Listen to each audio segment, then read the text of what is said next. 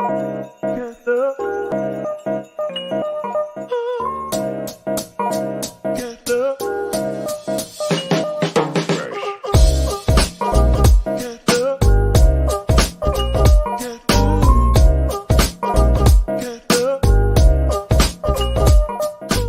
morning, everybody. It's Dr. Vibe here, host and producer of the award-winning Dr. Vibe show, the home of Epic Conversations, and I'm the host of Epic Conversations 2020, Best Podcast News Award winner, 2018 Innovation Award winner, given out by the Canadian Ethnic Media Association. I also co-host and co-produce the only online show in the world for dads and fathers. It's sponsored by Dove Men Plus Care. And being part of that team, and I am still part of that team, back in 2022 and 2021, we reached out directly and indirectly to over 100,000 fathers around the world. So as always, I'd like to say you're blessed, highly favored, a magnet for miracles, and a solution for someone's problem. People may wonder, where's Ryan? Where's Ryan? Friday mornings, he walks his kids to school. So we're speaking that we'll see him here eventually this morning. No guarantees, but the morning Vibe show goes on. Please, if you haven't already, subscribe to the Dr. Vibe show on YouTube and hit the notification button so you get notified. As I said on our last show, we're basically booked on the morning Vibe Monday and Fridays, at least till the first week of December. And we have a lot of great regulars and we have some new people showing up on the platform. So please make sure you do that. Also follow the Dr. Vibe show on LinkedIn, Facebook, and Instagram. Also follow Ryan wherever he is on social media. Hey, please advertise your business, product, and service on the Dr. Vibe show, like the McMillan Group has been doing for a long time. On Mondays, email me at dr.vibe@the.dr.vibe.show.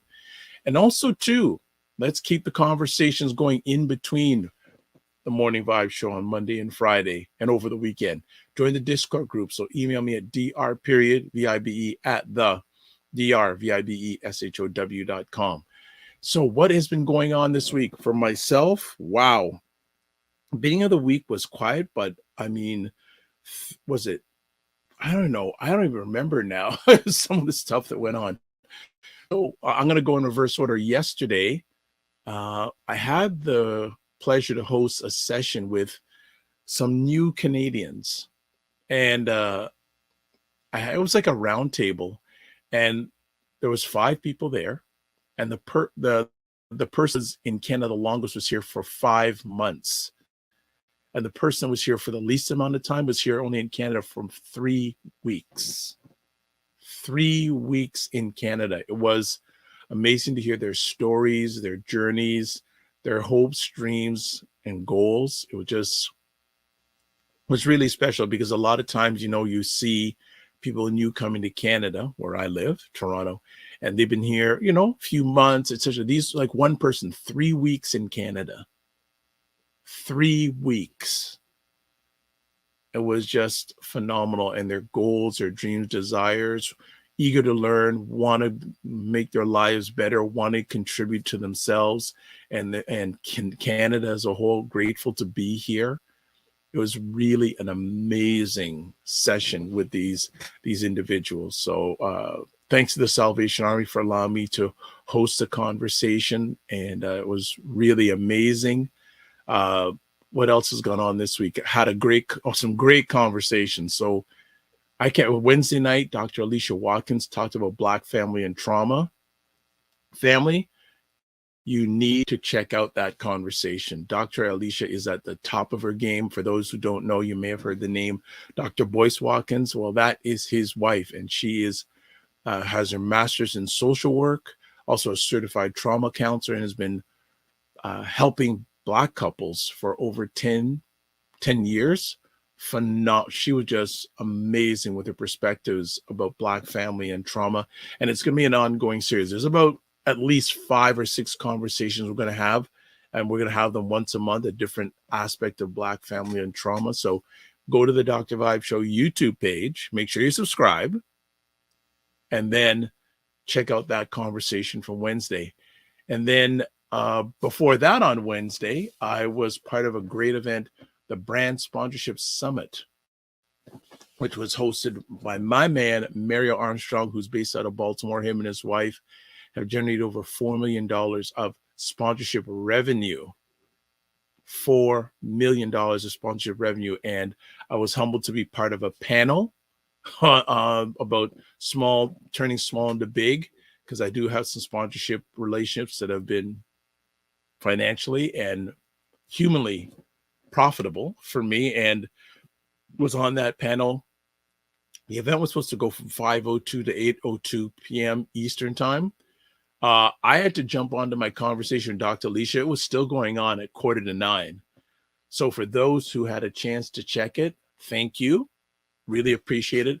I know the replay is going to be out soon, so definitely mega notes. And I was humbled because about, I'd say, 15 to 20 people that started following me from that conversation. So after coming in yesterday and doing stuff, I spent to the wee hours of last night sending video messages of thank you to each one of the people who followed me. And some now want to meet with me next week. So that was a whole thing that was going on in regards to that. The video messaging works, folks. I'm just going to say it works. A lot of times it works. So it was great to send some short little video messages and following up with some people. So that was great. But the brand sponsorship summit was phenomenal. So I know some of the people from the Morning Vibe, Dr. Vibe Show family, State of Things family checked it out. I know Lala Key, I think Fitness IQ was there. Manifa Brooks was there. Some people were catching live. Trudy Stone, who's someone else you should follow in regards to nutrition. She was checking it out. So it was really, really good. And I'm reaching out to some people to get a meeting with their time. So that's about it. So far, this is so good. On Monday, let me just check my phone. We have a guest coming up on Monday who I want to tell you about now. Unique Brandford. She's the executive director of an organization called Help Girl Out. She's going to be on Monday. So make sure you check that out. Next Friday, Anthony Henry of the Walnut Foundation. And Anthony Henry is, I think, the executive director of that organization, the Walnut Foundation. And they are a foundation dedicated to helping in regards to Black men and cancer, prostate cancer. And they also are having an event a week from tomorrow on the 28th. It's a virtual event about Black men and prostate cancer, but he'll be coming up next week, Friday. So that's what's coming up on the Morning Vibe. As usual, tomorrow night, State of Things with Isha, Jill, and Lala. So we've got a full slate over the next little while. Roger Dundas is here. Him and his wonderful wife, Camille, are the power behind Black Canada's #1 online magazine, ByBlacks.com. And if you subscribe to the Dr. Vibe channel or the By Blacks channel on YouTube, you saw that we broadcast the media launch for By Blacks Restaurant Week coming up in the next few weeks, the fall edition. Roger was in Vancouver, so I helped him live stream the media launch from Vancouver. So exactly 30 days to By Blacks Restaurant Week. And that's another reason why we're full in regards to guests on the Morning Vibe. So if you look at the week of November 6th, that week, the Monday and the Friday, we will have some of the restaurants that are taking part in By Blacks Restaurant Week on the Morning Vibe.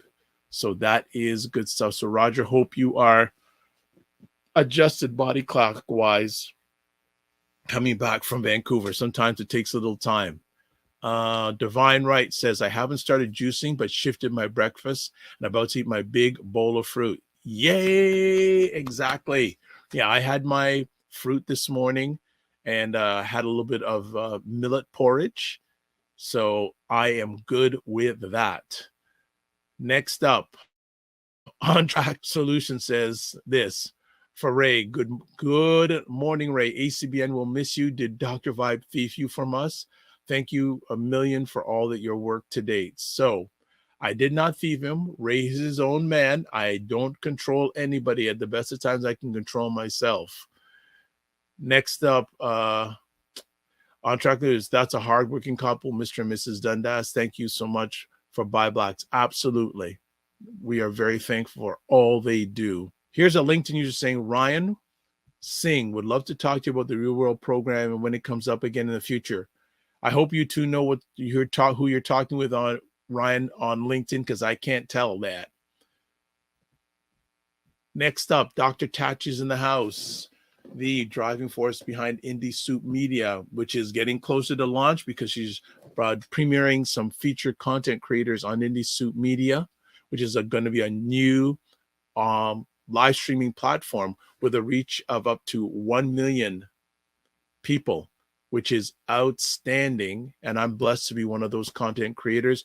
Also, Dr. Tachi on Wednesdays hosts Mediascope, which is the livest online show about media, tech, and pop culture, 5 p.m. Eastern time on Instagram, 6 p.m. LinkedIn, YouTube, also LinkedIn, YouTube, Facebook, and Twitch and other platforms. Ryan Singh is saying Real World Film Festival is happening November 1st to November 7th. Great film lineup. Check it out.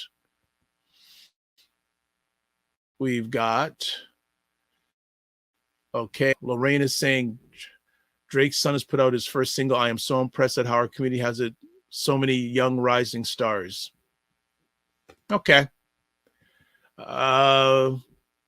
That's okay. I don't mind. I know we're good at music. I want us to get good at other things and get excited about other things. That's just me. Like, great for Drake and all that, but we need more Black people in other non-entertainment areas. Let's get into our conversation topic for today. So you're wanting to talk about navigating private mortgages about borrower. So I want to ask, why would someone look to get a private mortgage?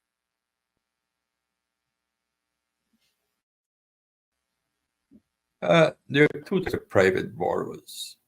First, there's the person who understands why they need a private mortgage, and that's usually a real estate investor, somebody who's flipping houses, or they bought a property they want to renovate to increase the value and increase the rent. So they've got a game plan. They grab money for probably 6-year renovations, flip, make their profits, or do the renovations and come to build your rental portfolio, because borrowing is a lot less uncomplicated than institutional borrowing. When you go to a major lender or bank to borrow money, they ask a myriad of questions and for a myriad of documents. So as an investor, you want to get your borrowing done as quickly and painlessly as possible so you can profit. Then there's the second type of borrower, which is what we're going to focus on today. That's the borrower who's in crisis, the borrower who has debt, the borrower who has a property that's not easily marketable, the borrower who is going through some sort of personal crisis, whether it's a marital breakdown, job loss.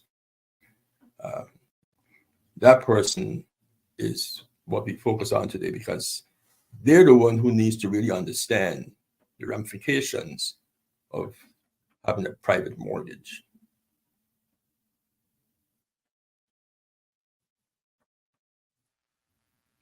Okay, fantastic. So let me ask, Ray, are you seeing more people either having to or choosing to go the private mortgage route these days compared in the past?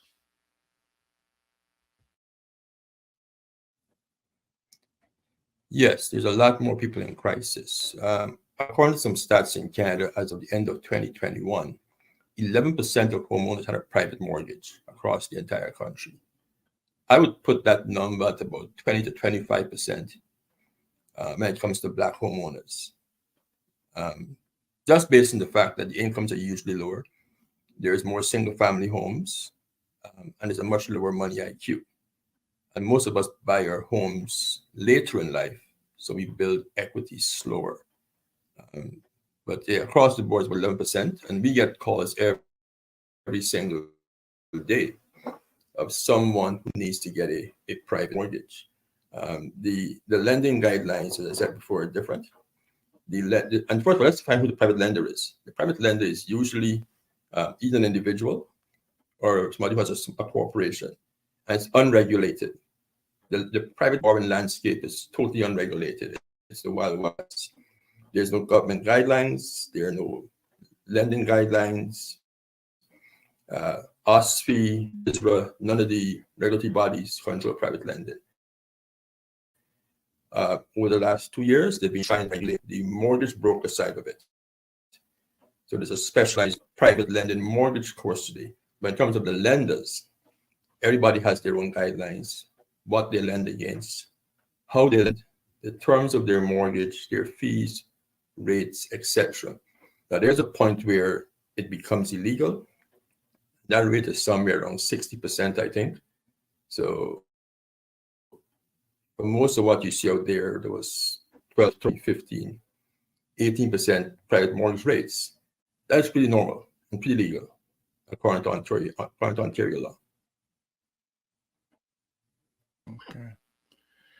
So, wow. But so I'm fairly uneducated when it comes to this. But so do private lenders or private mortgage providers, are their interest rates usually higher than what they would then offered at the bank?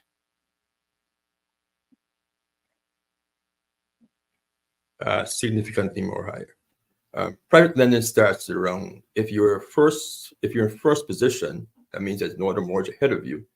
Your rates will start at about, in today's market, at around 9.99%. Wow. If you're in second position, possibly around 12.99%. If you're in third position, being there's two mortgages ahead of you, then probably around 17 or 18.99%. And the payments are usually interest only. Simple interest calculation, you borrow $100,000 at 14.99%, your payment is $1,499 a month. Very simple math. Now, what you have to be aware of is that the interest rate is only part of the conversation. And many borrowers don't understand that. The fees are what you have to also consider. So you've got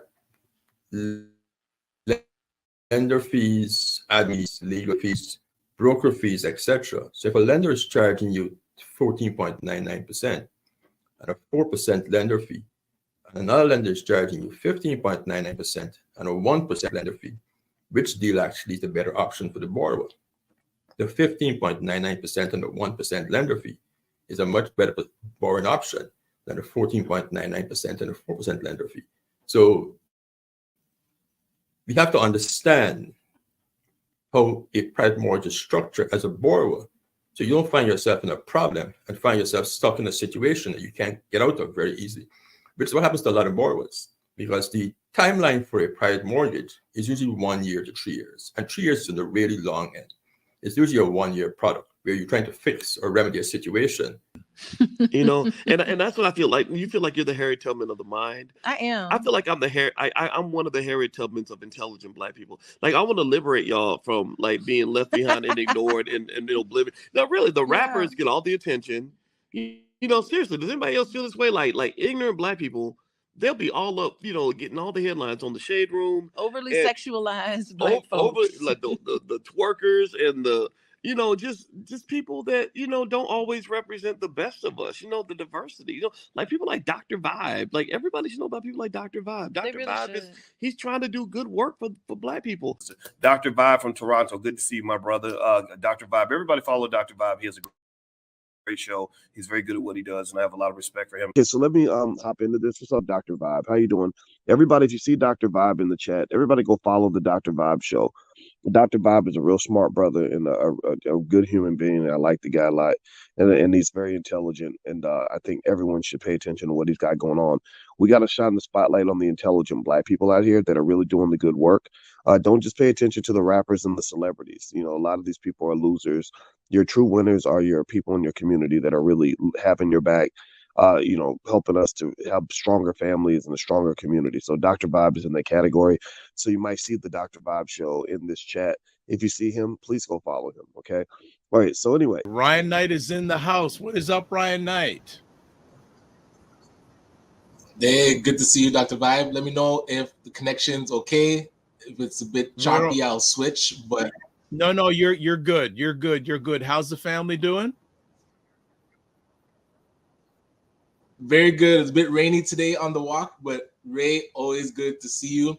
And I have a specific question for you because the private mortgage world can be very scary. Very scary. And I know people that lock into a private, just to get the deal done, but then getting out of the private is proving difficult in today's climate. So I'm curious, could you walk us through kind of the best ways to get out of a private mortgage once you use that to get a home?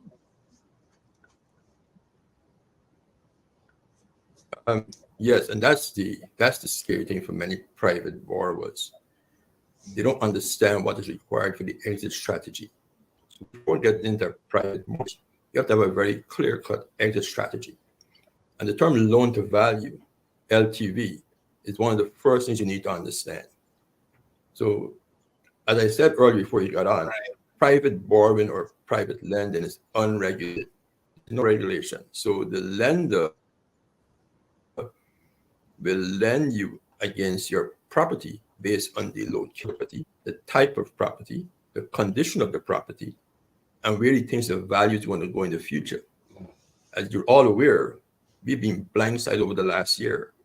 The property values are flat or have declined in many instances.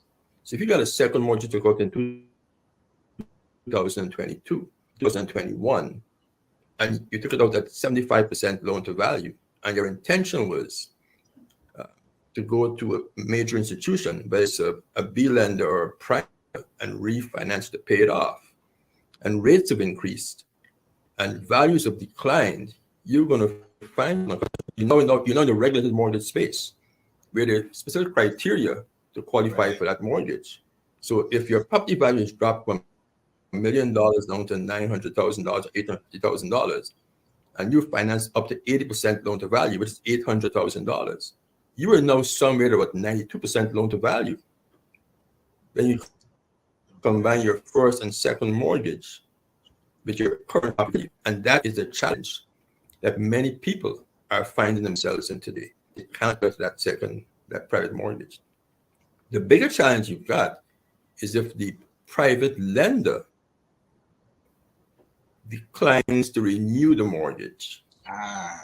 And that is also happening, as he or she has now found themselves in a much higher risk position because of the decline in value in your property and the inability to probably sell it if you default and get all their money out. So they want to refinance their property. So you're now stuck. We become in a rock and a hard place. And that's where the whole mortgage plan is very important, right? And it's easy to take that private mortgage to close that deal, but you have to have a very clear-cut path to exit it, whether it's a year from now or whether it's 2 years from now. The other thing you want to make sure the private lender, and again, remember, this is an individual like myself or yourself is lending you the money, whether it's $50,000 or $1 million. It's an individual has access to money, whether it's theirs or it's pooled funds, and they have their own guidelines. So the thing you want to be very clear of is what, if any, are the renewal clauses if you can't pay it off at maturity. Right. And most people don't know what that is. Because remember, your private mortgage commitment is usually one page. It's not like when you go to the TD Bank or the Royal Bank, they give you 15 pages of transaction. One page. Property located is 1 Military Drive. Appraised value is $1 million. Your first mortgage is $600,000. Second mortgage $150,000. Rate is 13.99%. Payments on the first of the month. And that's all the stuff. It's a very simple document, usually one page, signed by the lender, signed by yourself. It's sent to the lender's lawyer. You advance the funds once the appraisal is complete. That is the process of private lending. It's the oldest business in the world. It started around 1800 BC. It is nothing new. It hasn't changed in the last 2,000 plus years. True. It is that simple. But the key is it is not regulated. You have to understand what the fees are, what the clauses are, what the power of sale options are if you default. Is it one payment? Is it 1 month? Is it 2 payments? Is it 3 months? All those things most borrowers don't even pay attention to because the primary focus is to get that money and close that deal. And usually you got a realtor, no offense to the good realtors out there, But it's usually the realtor telling you, okay, you can afford the same, you can pay this $1,500 extra. Well, if you're struggling paying the $3,000 a month on the first mortgage, and now you're short $100,000, you got to get a second at 13.99%. That's not $1,400 a month. That's a lot of money. Yes, Right? yes. So the best option in many cases is to not do the deal if you're buying, but if you're a homeowner and you're in that situation, through whatever circumstances, you better off selling your home. And that is a conversation that is very, very difficult for many homeowners in crisis. They're going to go like the Titanic. I mean, they're going to sink. There's no way out of it. Not in today's environment. For many people today, if you're at 80% loan to value in financing, you probably have to wait about 3 or 4 years in this current interest rate environment to get out of that private mortgage. But then private mortgages typically aren't that long. I mean, at 6 months, maybe 12 months. So because that it turns over so quickly, usually there's 12 no months. time to now wait for the market to correct. Yeah. And that is the dilemma of many of our folks who are in that private mortgage space. Once you're born between 75 and 80%, where you tapped out on your equity in your home, as you said, it's 6 months to a year. Usually it's a year, 12 months. That 12 months goes by very fast. And as we've seen what has happened now with more stringent lending guidelines from the prime lenders, right, and the increase in interest rates, there is no exit. Coming back to my earlier comment, you have to know what the renewal options are in that private mortgage. So with the private mortgage, you've got your mortgage commitment, and then you've got your borrower's disclosure and your lender's disclosure. With all the mortgage terms have to be disclosed in there. The challenge is most people don't read those documents. Right? Exactly. We got clients come to our office. I said, "Did you read this stuff?" And they said, "No, they never read it." So I took it to the lawyer. You have to remember that most times the lawyer is acting on behalf of the lender, not on behalf of you. It's the lender's lawyer. Boy, yeah. So you've got to get what's called independent legal counsel and find your own legal counsel. Pay him your $500 or $600 and have them renew the documents and determine whether this mortgage is appropriate for you. Right? So you've got, as a borrower, you have to do your due diligence. And I'm going to say it again, you have to know what your exit strategy is. And for many people, it may mean selling that property. And that's a tough pill sometimes. Even though just to mention it will get people's back up. Okay. Well, I just want to catch up with some questions and comments. I mean, in my experience, no, go ahead, Ray. In my experience over the last 25 years as an independent mortgage professional, I've only had 2 clients take that advice from me. In my experience, sorry, only 2 clients have taken that advice from me, and both of them came out ahead of the game when they did that. One guy felt total relief when he sold his home. He couldn't believe it. He rented the place for I think a year and a half. Then he bought a brand new home from the builder, which is what makes sense. Your home, take the equity out, pay off all the debt. You go to the builder, now you got a year and a half to start to navigate the mortgage space. You put the money down on a new home, you rent a place for a few months to your family, and then you rebuild it. Right? Now in today's environment, if you take out the mortgage 2 years ago, and you were 80%, and you sell your home today, you might not have the resources to go back into a new home in the very near future. You have to rent for a while, probably 2 to 5 years. And that is something you have to, adjust your thought process to. So it's I said, between a rock and a hard place. Either you go down to like the Titanic, or you get out and try to reinvent your life. Divine Right says, for private mortgages, do they check your credit? And if so, do they give those with fair credit a chance at getting a mortgage, or is the interest rate even higher?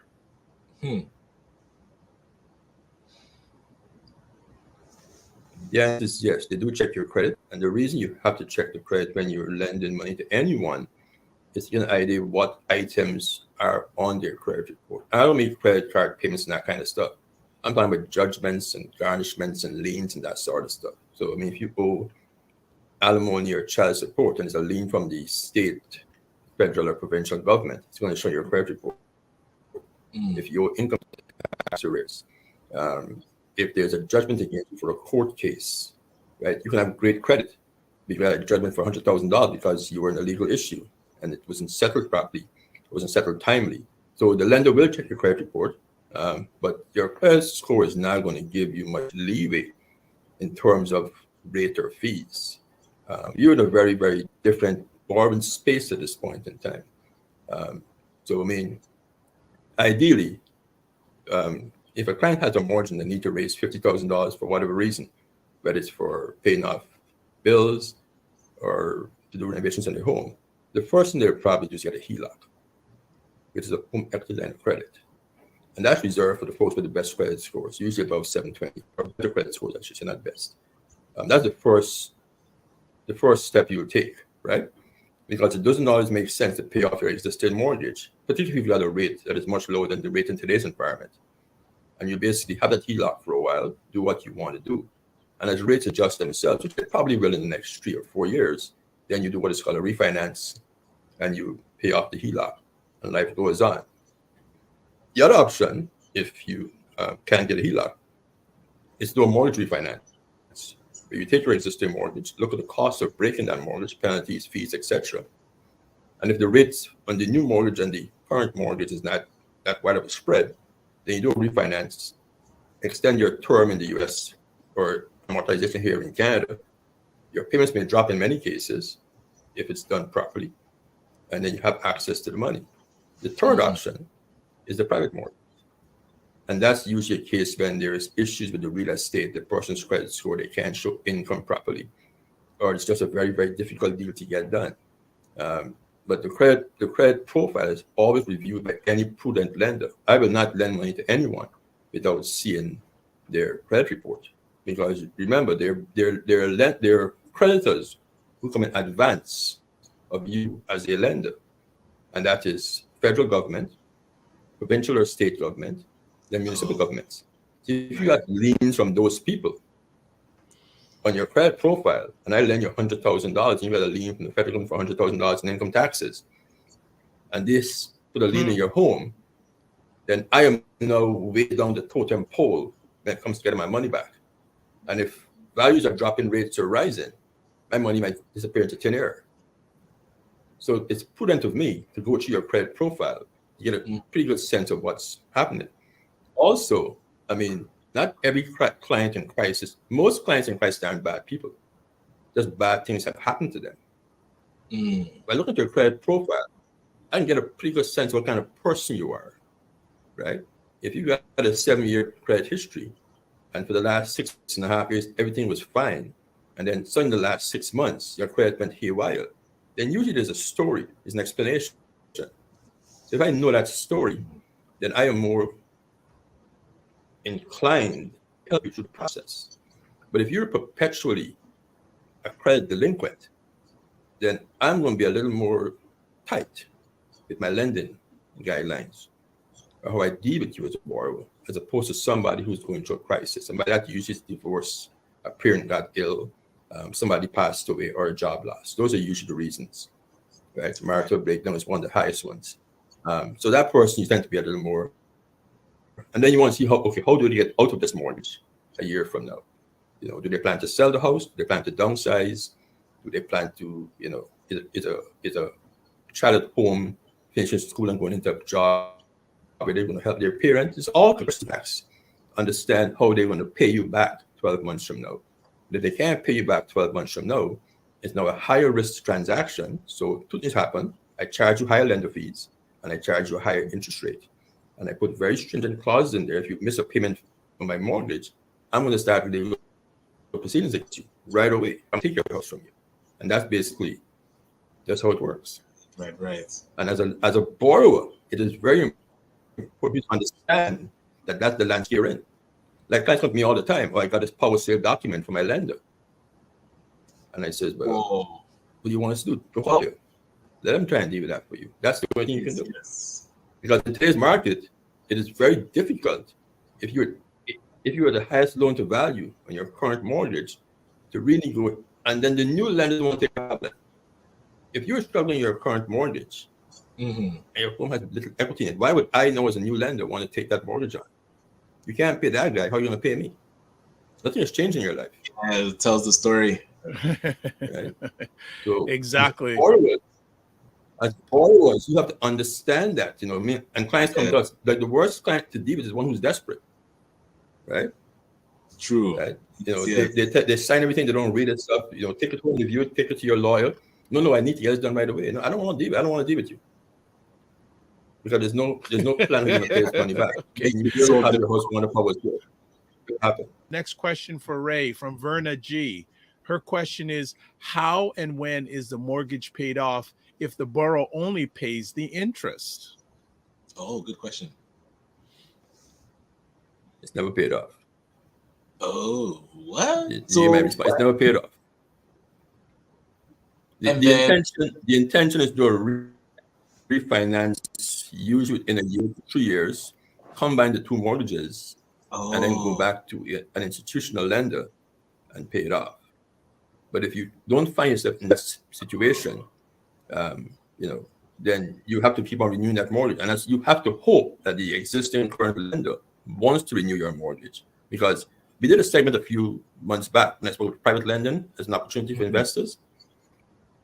As a private lender, I don't want you to renew your mortgage. I want you to pay my money back, because I make more money lending on new deals than renewing your mortgage for you. Because I can renew you with 4% renewal fee, right? But I can lend my money at 4% lending fee. On the renewal, I probably have to charge you 1%. I don't want to charge you 1%. I want my money back so I can lend it again. Right. Ray, do you offer private mortgages? For 25 years. It's the bulk of what we do. Oh, really? Okay, so my response? Yeah, the bulk. We don't do a lot of first-time home buyers. I mean, the bulk of what I've done over the years is private lending. It's a different landscape. On Track Accounting Solutions, Ray says, in the middle of paying down 2 pre-construction properties, will be able to leverage one and get a mortgage for the second one, or will the lending criteria be higher because of the overall total debt? Oh. I would have to know what the value of those properties are and what your down payment is. I couldn't give you a definite answer. But if you bought those properties prior to the market correcting, they're probably going to appraise for less than you bought them for. If they're in the GTA. I don't want to make any assumptions. This person is in the GTA actually. But if you bought those properties 2 years ago or a year ago, or even 6 months ago, it is a very high probability that will appraise for either the same thing you bought it for or possibly less. So, you know, I couldn't give you a definite answer until I saw the numbers. But if you want us to take a quick look, I can give you my opinion at that point. It seems that taking a private mortgage is a short-term or stopgap measure to buying a home. Do you agree with that, Ray?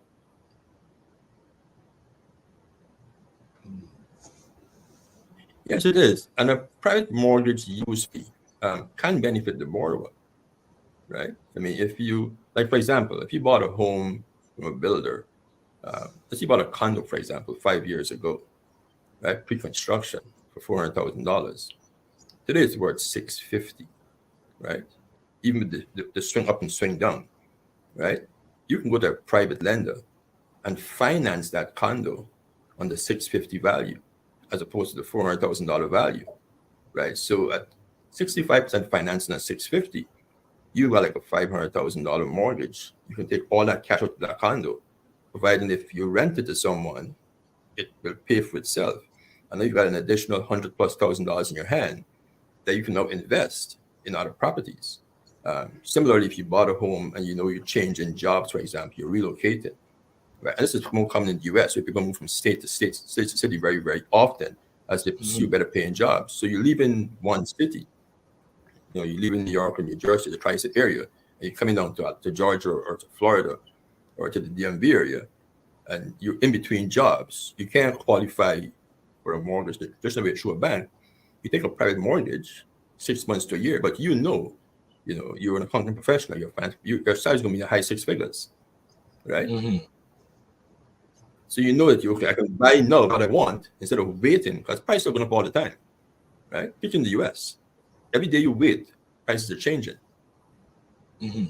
And not only changing, not the home you like, but the home you want in the area you want it to be. So you find the perfect home, but you don't have the necessary ingredients to qualify for the right mortgage. So you take the private funding, close your deal, and then you go job hunting, move your family in slowly, and 6 months or a year later, you pay it off, right?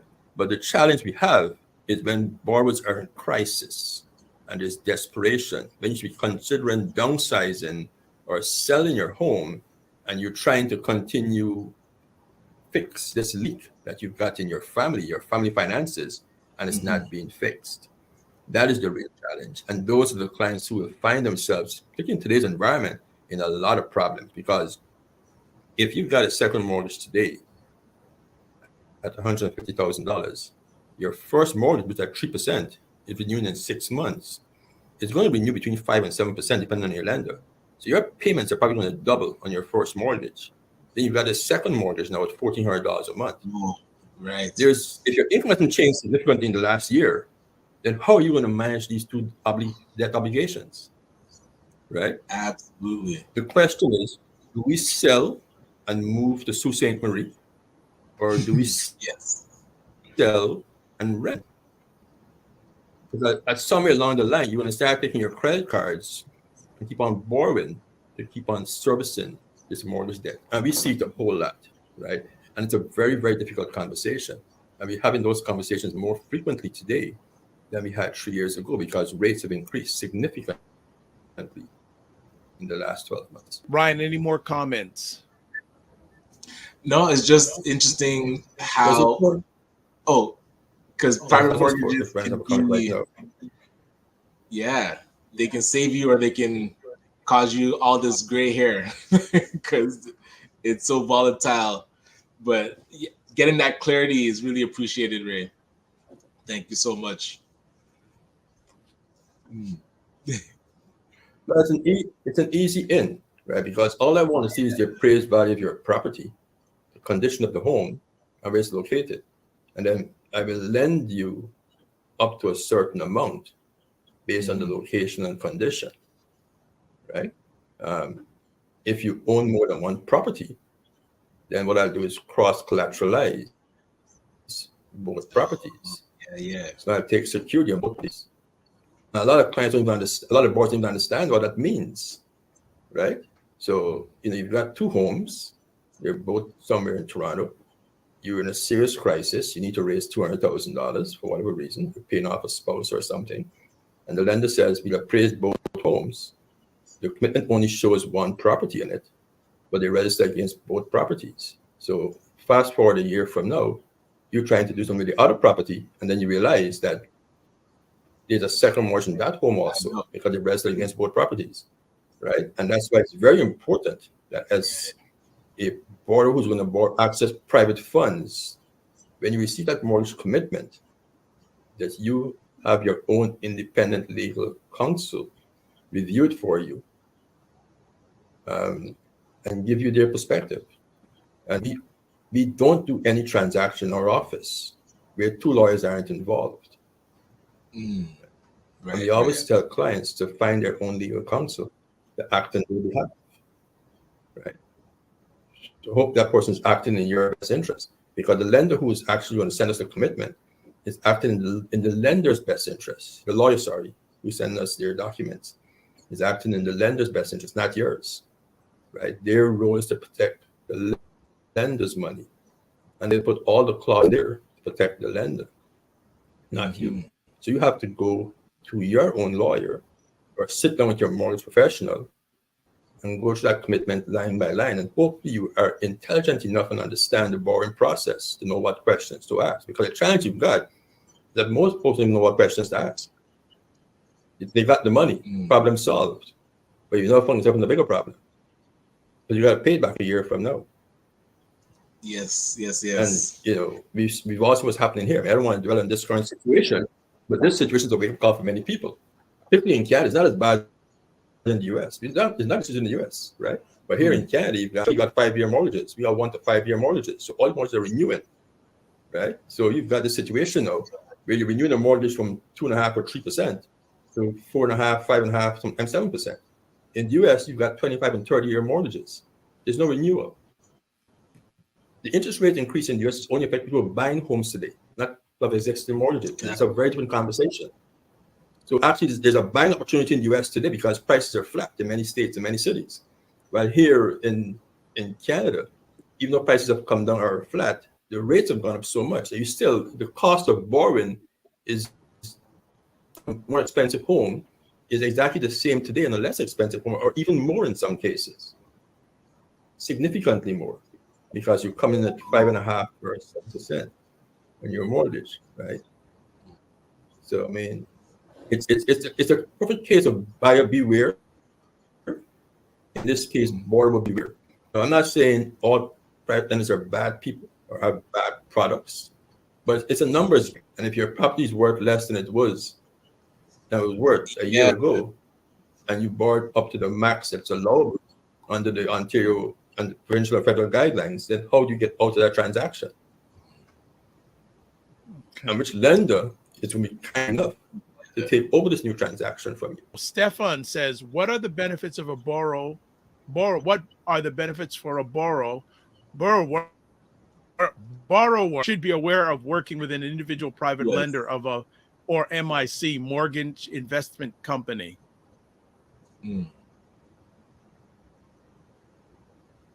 That's one of the primary benefits. You get a transaction done quickly.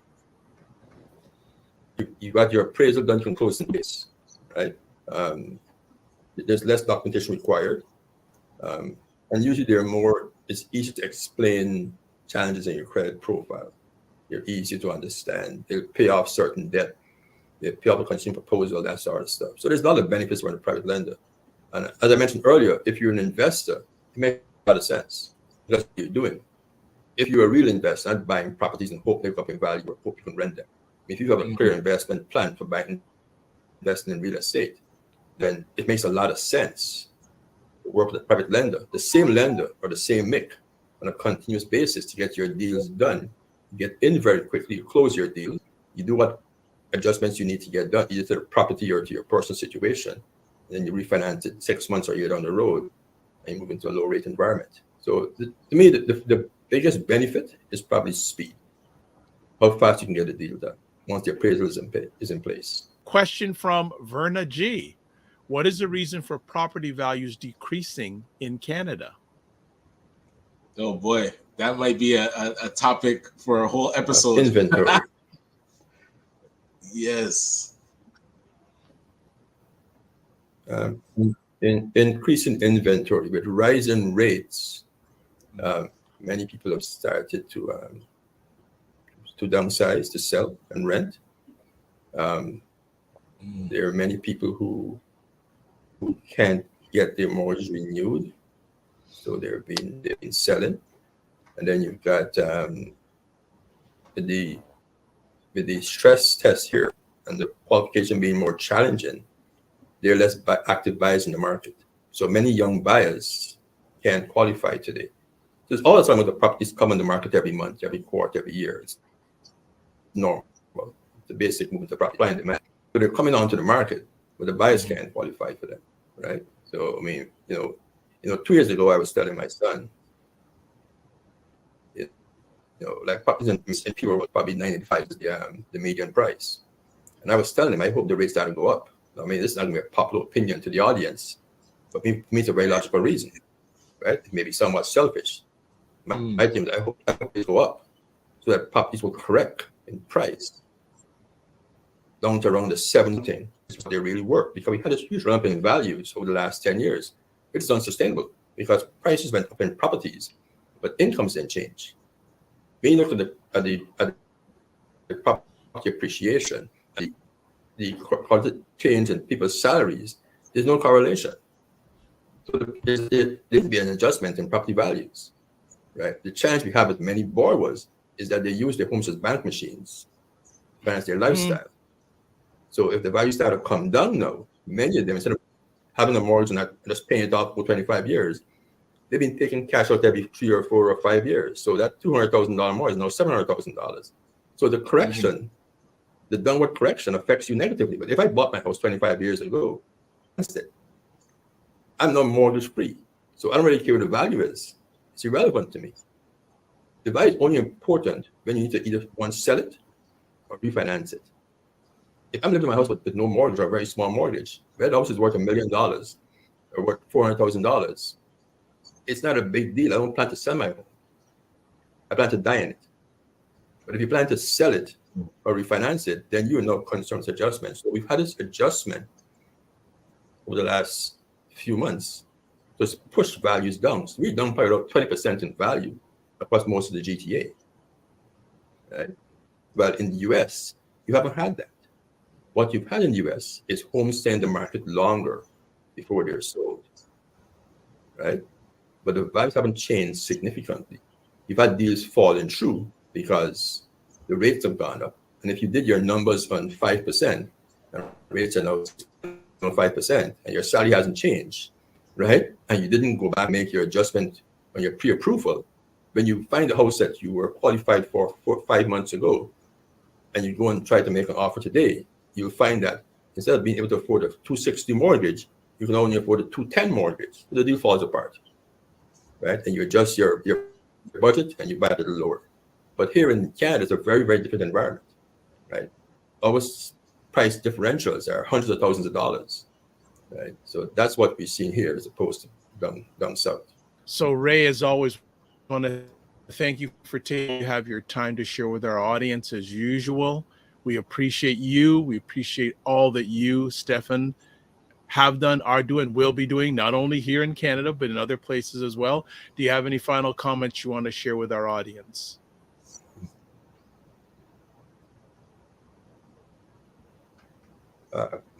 First, I want to apologize for poor internet. It's quite hilarious to me because, as you know, I was down south for the last, I was in South America for the last 2 months. My Wi-Fi was good. Now I'm back in the first world nation, and my Wi-Fi is total crap. So y'all need to move south, man. This ain't really working out for us. Yeah, like where's the benefit? I got Bell 5G, like. I was all hyped up to sit in front of my pictures and do this stuff, and I come here and I can't find Wi-Fi and I'm freezing. And I lost my whole flow. You know what I mean?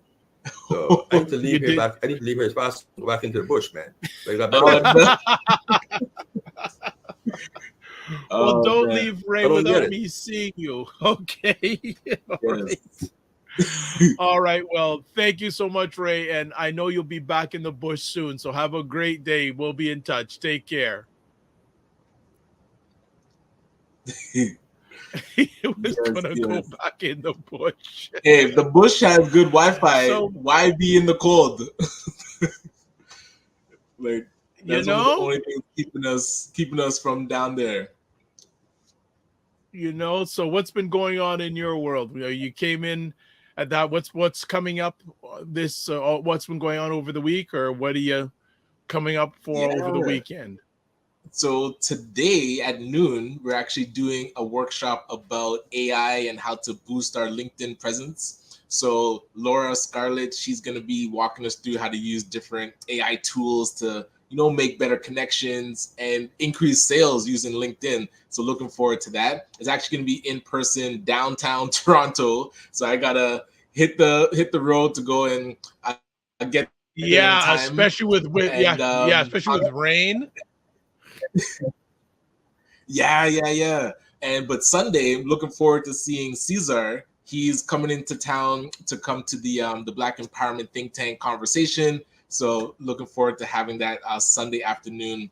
But Saturday's quiet, and just looking forward to that. Maybe, I don't know, if you're not busy, you'll be able to pop in. But it is in Brampton, but it's also virtual, so you can just pop in online if you can't make it. If your passport's not checked, I know immigration was giving you trouble the last time you tried to come across Young Street, but we'll vouch for you. We'll write a letter of support for you. Yes. Well, that is cool. Also want to shout out Colin Williams. Great wisdom, fam. Keep it going. Good to hear. This was great. Thank you. No problem. Dr. Tachi, I got to reach out to you. We got to get an update on what's going on with Indie Soup Media. Yes. But that so a few things here. Final comments, and we're not going to stay long because Ryan's got to be Boogie Down Productions to fight traffic. So frequency goes off topic, but what a great presentation from our guy Mario Armstrong the other day. Yeah, the brand sponsorship summit was epic. And not because I was on one of the panels. The information that was shared there, more than just sponsorship stuff, from pitching, negotiation, and he had an hour and a half panel with industry experts. Wow. And I'm already having conversations with them offline. So that was fantastic. Frequency says, you insert great value in your presentation and talking points as well. Thank you very much. Dr. Tachi doesn't even live here. She goes, no, not come across Young Street. Yes. Somebody I know, Dr. Tachi. I think Dr. Tachi, you were there as well. It was amazing. It was crazy because I had about 20 people follow me on Instagram. Right. See, that exposure is powerful. Yeah, and believe it or not, I spent last night sending video messages of thanks to each one of them. Yes. Yes, so Dr. Tachi, because Dr. Tachi, you had a show at the same time. She goes, yes, the summit was great for the amount. Yeah, well, that's the replay. I think by Monday, Mary will have the replay available for purchase. Whatever it costs, take it. And I want to hail up anyone who went to the summit because you found a way. Over 3.5 hours of great knowledge for $23.21 US. $30 US. And I tried to get it out to as many people. I saw a few people jump in, and I know they only had 125 seats. They went past that. Like they had to open up more seats for the actual event. So it was really good. So that's it for today's conversation. Again, thanks for bearing with the bad Wi-Fi. Sometimes you can't do anything with technology, family. Just what it is, they say. But so on Monday, let me just pronounce it really quick. You have Brian has introduced me to site. Yeah, Anik Brantford, the executive director of Help a Girl Out, and then next Friday we have Anthony Henry of the Walnut Foundation. The Walnut Foundation is dedicated to helping in the area of Black men and prostate cancer. You can watch replays of this epic conversation. You know what? That's the wrong banner. I just totally noticed that. You can watch this. This is the right. If it posts now, the technical challenges today. Yeah. There we go. Yeah. Okay, you can watch replays of the Morning Vibe Show, the Dr. Vibe Show on YouTube and Facebook, Afro Caribbean Business Network, Facebook and YouTube, and Ryan O'Neill Knight, YouTube and LinkedIn. Have a good one, folks. We'll see you on the digital highway. Remember, don't just live your life as a dream. If you can dream it, you can make it. Sometimes you have to get small to get stronger. Block assumptions, aim bigger, aim better, aim higher and wider. Love, faith, and respect. Remember to give yourselves grace and don't just manage your time, manage your energy. God bless. Peace, well, keep the faith and walk good.